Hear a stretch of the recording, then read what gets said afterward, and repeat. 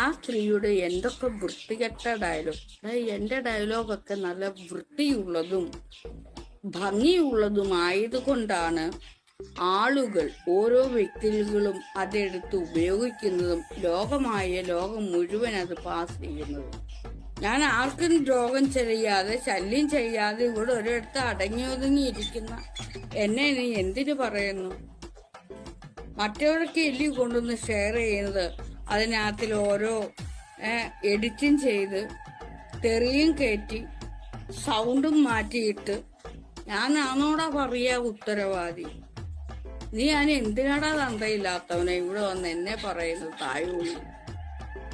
നീ നീ ഇപ്പോഴാണ് എന്റെ വായിലിരിക്കുന്ന തെറി കേട്ടത്. ഇതിനു മുമ്പ് നീ കേട്ടിട്ടുണ്ടോ? ഞാൻ നിന്നെ പറഞ്ഞിട്ടുണ്ടോ? ഇല്ല. നീ കണ്ടിട്ടുണ്ടോ? ഇല്ല. പിന്നെ എന്തിനാ മയിരേ